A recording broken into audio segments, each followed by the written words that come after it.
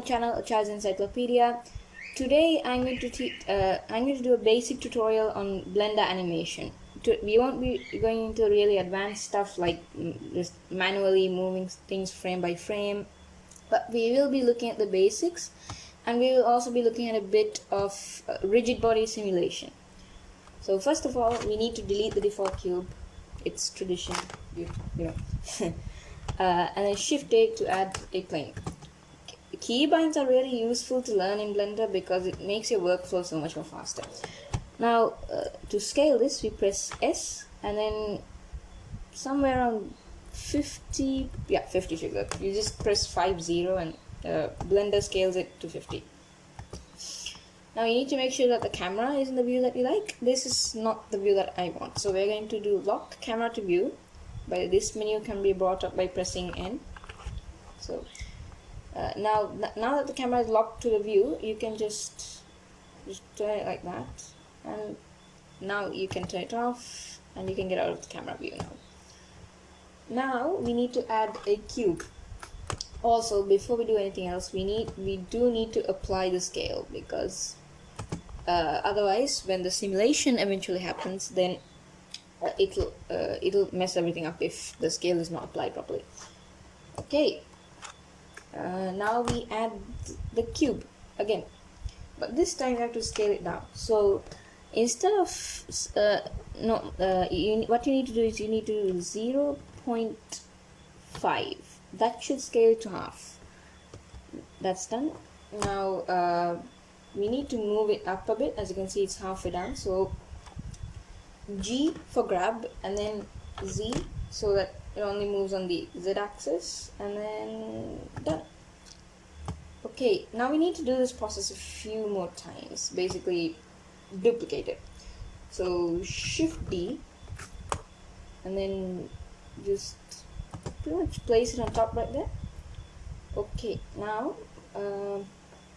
Blender has a really cool feature where you can just repeat your last action. So we're going to do Control R. Wait, so was it Shift? I forgot. Yeah, so Shift. It's Shift, not Control R. So see, now we just have a repeating stack of cubes. Cool.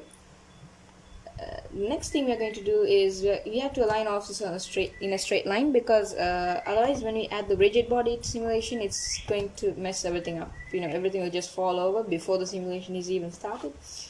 So we don't want that, obviously. I think I moved it along the wrong axis, probably. Yeah, I did move it along the wrong axis. It's supposed to be Y axis. So G and Y this time.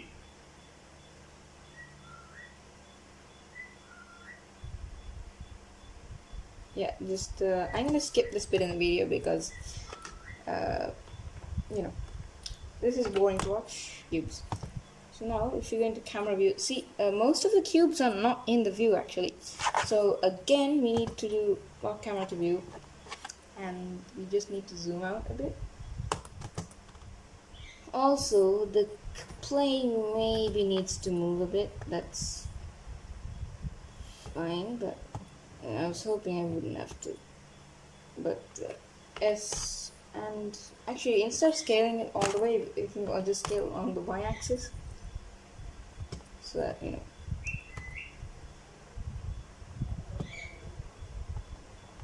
Okay, that's much better.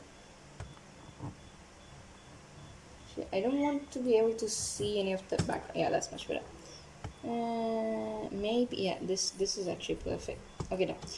So now we have this, right? So turn that off, and then press N to get rid of that menu. I keep forgetting to use the keybinds for that for some reason. And done. So this is the first step. We've got all the basic objects that we want. There is one more object that we need to add, but I'll show you that later after we apply everything. So now we need to add like actual physics stuff. This will be a rigid body, but we need this rigid body to act as sort of like a floor, so that all these rigid bodies don't fall on, don't just fall right straight through it to the floor. So we're going to make it a passive rigid body. That means it won't move, but it will act on other rigid bodies. Now we need to select all the, just the cubes. So basically we can select it from here. Shift select everything. Right. Shift select everything. Yeah, done. That time we didn't misclick, which is good. Now we need to make all of them rigid bodies. Yeah, they're not rigid bodies of Mali.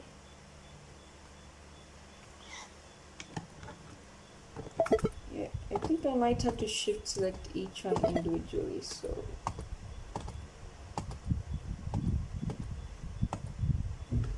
I might. Rigid body, yeah, that's active, obviously. All of these cubes need to be active because in the animation they need to move. So yeah, we are just gonna add rigid body to everything.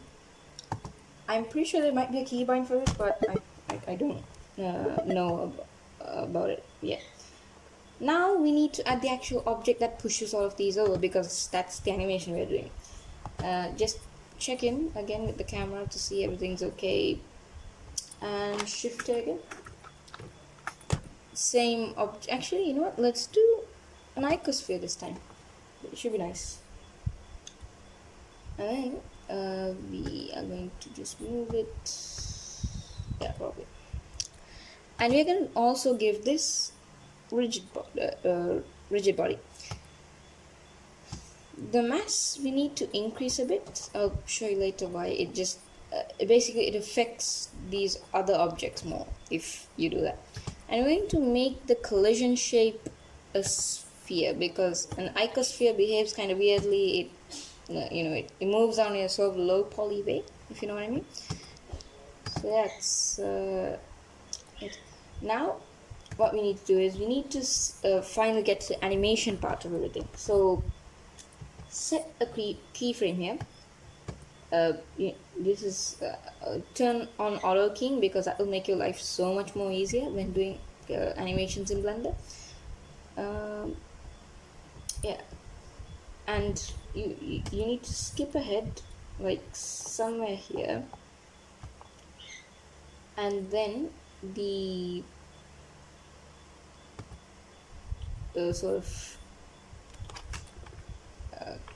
this icosphere thing should be there. Wait, why did it?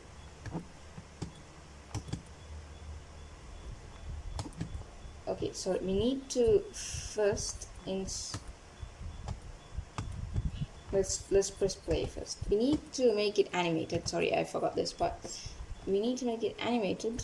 So yeah, that's much better, but that's not the movement we're looking for. So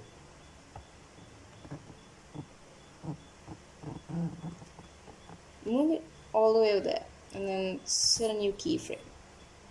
Now when you press play, it should just knock through everything. See?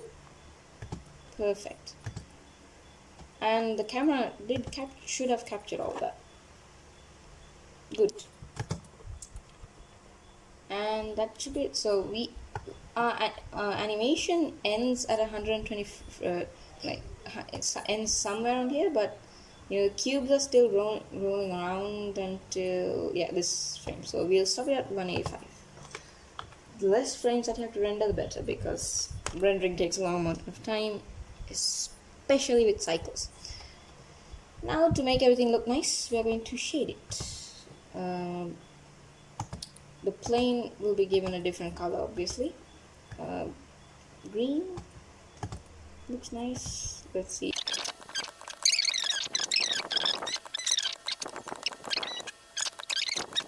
Cool. Now go to layout, go to render view just to test everything out, and then go all the way to the beginning. Okay, good. Now see. Okay, and done. what we should do now is we're going to go to cycles, because cycles is the best renderer for this type of thing. And actually, to make everything look a bit nicer, we are going to add a sky texture. Not the like the yeah here. So if you click this little button here, you can add a sky texture here. It will be Nishida Sky. This feature was added in Blender 2.8, I believe. Really cool. Just you know, I've been using it ever since because I don't like downloading HDRIs. Actually, here's that's a bit too strong, so we're gonna need to maybe reduce the strength on that. Yeah, cool, much better. See, so now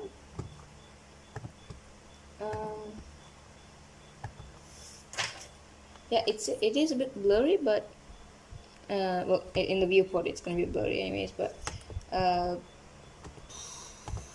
when you render it, it's gonna denoise automatically. So switch it to GPU before you render it though, because GPUs are generally faster than the CPUs. If it's different in your case, then just keep it in CPU, but generally just GPU is gonna be faster.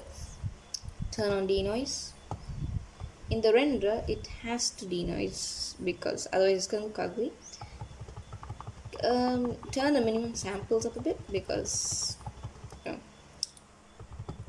also in the viewport too, just so you can see how it's supposed to look a bit better. This looks much better, like you can actually see what's happening, but still not good enough, so we should actually render this. Here's a few rendering settings now. This is where I go to do that.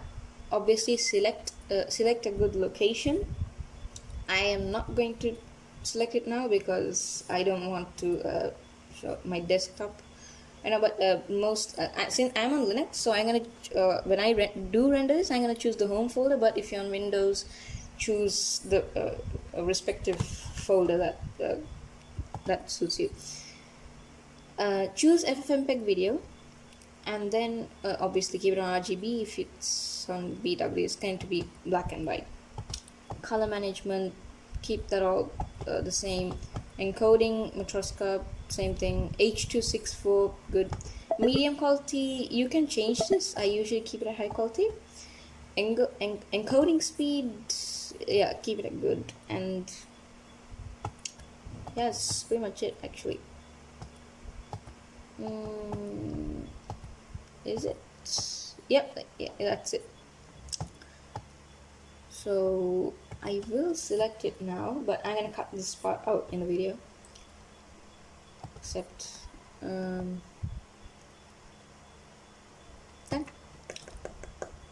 Click on render. To render animation, there is a keybind, so it's Control F12, and done. Should render in no time if you leave the computer overtime. And then it should render now. So thank you guys for watching this video. Please leave a like and comment any feedback that you might have, because and see you in the next video.